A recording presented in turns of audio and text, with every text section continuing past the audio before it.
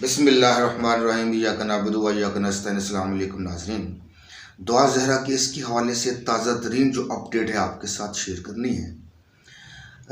कल एक इंटरव्यू हुआ जो कि तीसरा इंटरव्यू था, ज़ुनैरा महम ने दुआ ज़हरा से किया।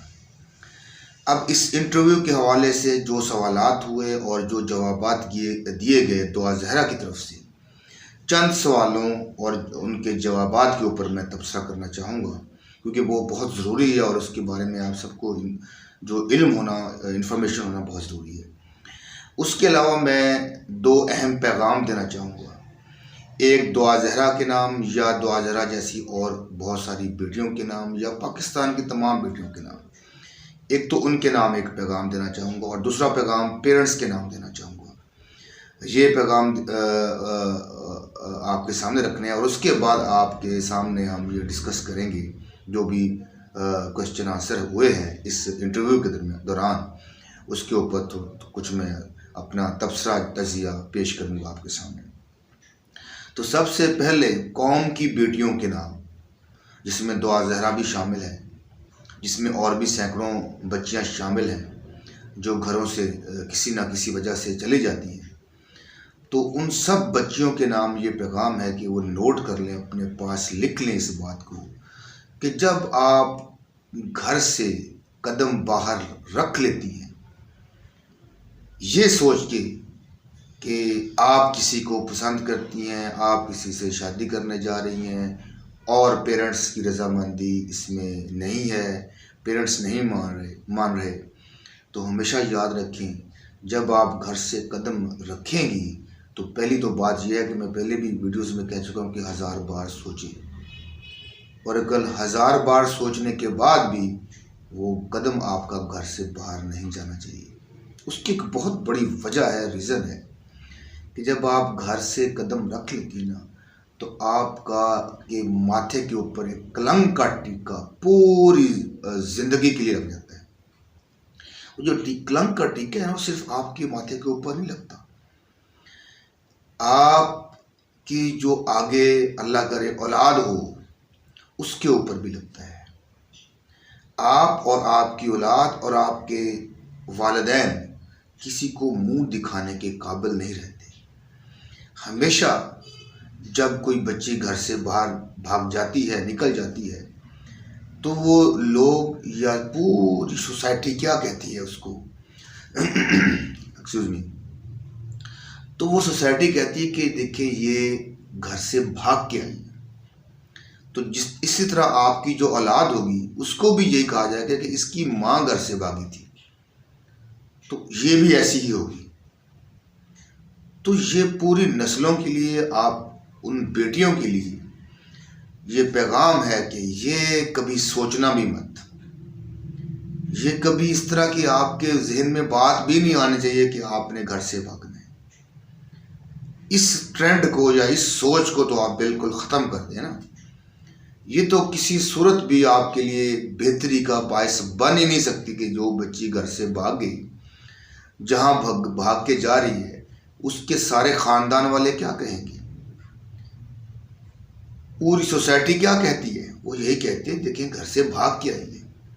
जो बच्चे होंगे उन्हें कहेंगे घर से भाग के आए हैं।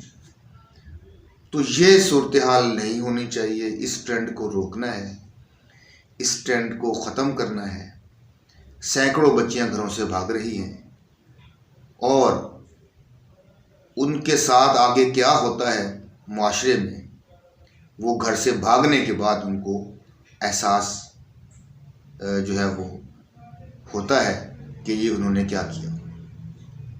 उसके बाद दूसरी बात, पेरेंट्स के नाम एक पैगाम है। पेरेंट्स के नाम मैं ये पैगाम देना चाहूँगा कि पेरेंट्स की सबसे बड़ी रिस्पॉन्सिबिलिटी उनके ऊपर आती है। मोस्टली पेरेंट्स तो इस रिस्पॉन्सिबिलिटी को बहुत अच्छे तरीके से अदा कर रहे होते हैं, क्योंकि वालिदैन की या पेरेंट्स की या ख़ास तौर पे फादर की जो मोहब्बत होती है बेटियों के साथ, वो तो उसका कोई जो है वो आप उसको बयान ही नहीं कर सकते। लेकिन चंद एक घरानों में ऐसा भी होता है कि जो पेरेंट्स हैं, जो वालिदैन हैं, वो ख़ास तौर पे बच्चियों को बहुत इग्नोर करते हैं। वो पता नहीं उनके जहनों में क्या चीज़ चल रही होती है कि शायद बच्चियां अगर घर में आ गई हैं तो शायद उनकी वजह से जो है वो कुछ उनके लिए मसाइल बढ़ गए हैं, या उनके लिए जो है वो एक खुशी का बायस नहीं बन रही। तो ये चंद एक पेरेंट्स की बात कर रहा हूँ, बहुत कम है ऐसा, लेकिन जो चंद पेरेंट्स हैं हमारे माशरे में जो इसको या बच्चियों को डिसलाइक करते हैं। तो ये सबसे पहली रिस्पॉन्सिबिलिटी पेरेंट्स के ऊपर आती है कि वो अपनी बच्चियों का ख्याल रखें, उनकी खुशी का ख्याल रखें, उनके जो है वो जज्बात का ख्याल रखें, इनके लिए जो भी पॉसिबल हो वो करें। उसके बाद हम बात करते हैं ये सवाल जवाब के ऊपर। थोड़ा सा तबसरा मैं करना चाहूँगा क्योंकि बड़े अहम सवाल हैं। कुछ चंद एक सवालों के ऊपर, बाकी तो इररेलेवेंट हैं, उनसे अभी उनके ऊपर बात करना कोई फजूल है। तो पहला सवाल आपके सामने रखते हैं, वो कौन से हालात थे जिसकी वजह से आपको अपने घर से भागना पड़ा? तो ये ज़ुनैरा हम पूछ रही हैं दुआ ज़हरा से। तो दुआ ज़हरा जवाब दे रही है कि मेरी मजबूरी थी, मेरे मामा बाबा मुझे मजबूर किया। वो मेरी शादी ज़बरदस्ती मेरे कज़न से करना चाहते थे, यानी ताया के बेटे से, और मैं राज़ी नहीं थी, इसलिए मुझे ये स्टेप उठाना पड़ा। मैं ज़हीर की बात भी करती थी तो वो इनकार कर देते थे और मुझे ये सब करना पड़ा। तो ये था दुआ ज़हरा का जवाब। लेकिन मैं जब इस आंसर को के बारे में सोचता हूँ, और जब मैं पेरेंट्स का जो है वो इसके ऊपर ऑलरेडी वो बता चुके हैं दोनों पेरेंट्स, और माँ ने कहा मैं अपनी बच्चियों की जो घर के अंदर मौजूद है छोटी बच्चियाँ उनकी कसम खाती हूँ। बाप ने कहा मैं कुरान पाक सर पे रख के कसम खाता हूँ कि बच्ची ने हमारी ने कभी घर में शादी की बात ही नहीं की। तो मैं अब किसकी बात के ऊपर यकीन करूँ? तो मैं यहाँ पे दुआ ज़हरा आपसे जो है वो इख्तिलाफ़ करूँगा। मैं नहीं समझता कि मुझे, चले ये मैं एक्सेप्ट कर लेते हैं थोड़ी देर के लिए कि आप अपनी मर्ज़ी से घर से आई, लेकिन ये जो इस तरह के इल्ज़ामात लग रहे हैं ये समझ से बाहर हैं कि ये इल्ज़ामात क्यों आप लगा रही हो वालिदैन के ऊपर, कि वो, मैं नहीं मानता कि वालिदैन जो है वो आपको इस तरह से मारते हों। जो अभी तक रिपोर्ट्स आ रही हैं जिस तरह से आपको वालिदैन ने रखा हुआ था अपने घर में, तो मैं नहीं समझता कि ऐसा कोई बिहेवियर वो करते होंगे आपके साथ। यहाँ पे मुझे आपसे बहुत ज़्यादा इख्तिलाफ़ है कि आप ये वालिदैन के ऊपर इस तरह के इल्ज़ामात क्यों लगा रही हो। तो ये था जवाब इसके। उसके बाद एक और सवाल था, वैलेंटाइंस डे को भी आपको मार पड़ी थी, इसके बारे में भी बता दें। तो ये वालिदैन के यानी वैलेंटाइंस डे के बारे में भी उसका जवाब ये है कि जी वैलेंटाइंस डे वाले दिन भी मेरा मोबाइल बंद कर दिया गया था। मेरी मम्मा को इसका पता लग गया था और मुझे बहुत ज़्यादा मार पड़ी थी और मुझे धमकी भी दी थी उन्होंने। तो देखें, उनका तो ये कहना है, वो ये कह चुके हैं कि हमारी बच्ची ने मोबाइल कभी इस्तेमाल ही नहीं किया, या हमारी बच्ची को हमने मोबाइल कभी दिया ही नहीं था। हमारी बच्ची टैब यूज़ करती थी, उसके ऊपर गेम खेलती थी, उसके अलावा मोबाइल। तो आपका जो यहाँ पे आंसर है कि यहाँ पे फिर कंट्रोवर्शियल आंसर है आपका कि आपको मार भी पड़ी थी और आपका मोबाइल बंद कर दिया गया था। तो यहाँ पे ये एक और आपका इल्ज़ाम है, और यहाँ पे फिर मुझे लग रहा है कि आप झूठ बोल रही हो। इसके बाद एक और सवाल है जनाब कि ज़ुनैरा माम की तरफ से पूछा गया, वो तो कुरान पाक पर भी यानी उनके जो फादर हैं पे उठाकर कह रहे थे कि ऐसी कोई बात नहीं है, यानी मारने वाली या इस तरह की कोई बात, ये शादी वाली। तो अपना दुआ ज़हरा फरमाती हैं कि उनको सारा पता था, शुरू दिन से ही उनको ये सब पता था कि जब मैं गई हूँ, कहाँ गई हूँ, क्यों गई हूँ, किसकी वजह से गई हूँ, और मैं निकलने से पहले लेटर लिख कर आई थी। ज़हीर का वैसे भी मैं बताती रहती थी, फिर वो गुस्सा करते थे और मारते थे। तो ये उसका आंसर था, यानी सेम आंसर है कि मुझे पेरेंट्स बहुत ज़्यादा जुल्म करते थे, मारते थे। तो मेहदी अली कादमी साहब कुरान पाक सर पे रख कर वो एक दफ़ा एक्सप्लेन कर चुके, वो कहते मैं बार बार अब इस मौजू के ऊपर बात नहीं करूँगा कि मैंने बच्ची को, पता नहीं, मुझे याद भी नहीं है कि आखिरी दफ़ा कब मारा था। और दूसरी बात कि जो है वो शादी के बारे में कभी बच्ची ने हमारे से कोई डिस्कशन या बात या अपनी खुशी का इजहार नहीं किया। अगर करते तो फिर हम इस तरह से जो है वो बच्ची के पीछे ख्वार ना हो रहे होते। तो ये उसका जवाब हो गया। उसके बाद एक और सवाल था कि जनाब अल्लाह, जनाब हमने पूछा है कि अल्लाह आपको भी ऐसी बेटी दे कि वो घर से भागे, फिर क्या कहोगी आप? तो उसका जवाब था, देखिए मैं अपनी बेटी से इतनी फ्रैंक रहूँगी, ऐसी नौबत ही नहीं आने दूँगी। मैं इसके साथ जो है वो दोस्त बन के रहूँगी और जब भी चाहे वो मेरे साथ हर बात शेयर कर सकती होगी। तो ये जवाब था। तो दुआ बेटी, जब आप अपनी बच्ची के साथ फ्रैंक होगी, और बड़ी अच्छी बात है, फ्रैंक होना चाहिए और ये बहुत ज़बरदस्त चीज़ है। लेकिन उसके बाद अगर आपकी बच्ची आपको कहे कि मैंने इस फ़लाँ से शादी करनी है और जो आपको किसी सूरत भी कबूल ना हो, या आप समझती हो कि ये मेरी बच्ची के लिए बेहतर नहीं है, तो फिर आप क्या करोगी? फिर आप कहोगी कि हाँ जी, इसको मैं छलांग लगा दो?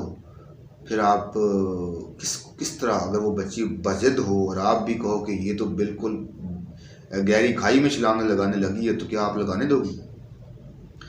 तो देखें, ये कुछ चीज़ें हैं जिसके ऊपर जो है वो बात होनी चाहिए, और मेरे ख्याल में इस ट्रेंड को जो है वो रुकना चाहिए। ये अच्छी बात नहीं है, क्योंकि ये किसी सूरत में भी बेहतरी का सबब हो नहीं सकता कि बच्ची जब घर से कदम रख ले बाहर तो उसके लिए कोई अच्छी खबर हो, उसके लिए कोई फ्यूचर में जो है वो बेहतरी हो, क्योंकि उसके ऊपर कलंक का टीका लग जाता है और वो बदनाम ज़माना हो जाती है।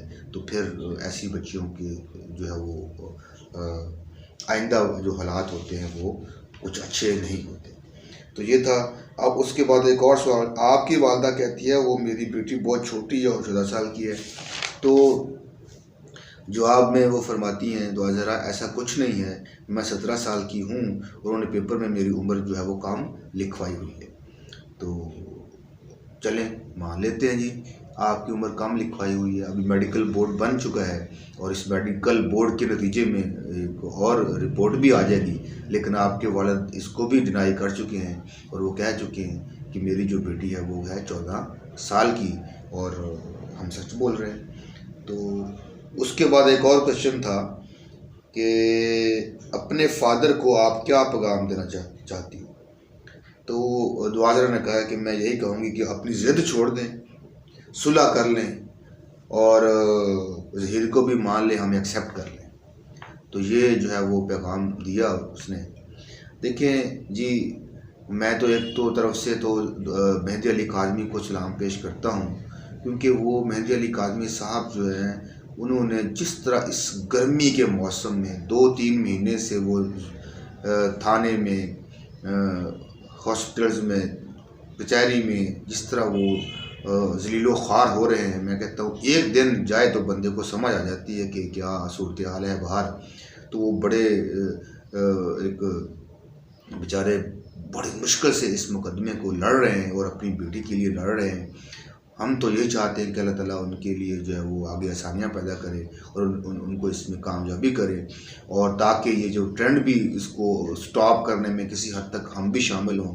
तो हमारी ख्वाहिश सिर्फ ये है, मेरी ख्वाहिश ये नहीं है, मैं तो मान लिया, फ़र्ज़ कर लेते हैं कि दुआ ज़हरा घर से खुद गई है, चली गई है, उसने शादी कर ली है, लेकिन अब जो मामला है वो जो है वो कानूनी हो चुका है, क्योंकि अगर बच्ची माइनर में आती है, छोटी एज की है, तो फिर उस बच्ची का जो घर से जाना है वो ही गैर कानूनी और इल्लीगल हो जाता है। उस बच्ची की अपनी स्टेटमेंट की कोई जो है वो हैसियत नहीं रहती है।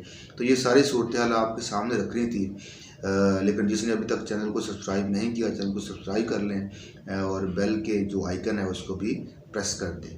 तो इस वीडियो में इतना ही। पाकिस्तान जिंदाबाद, पाकिस्तान पाइंदाबाद।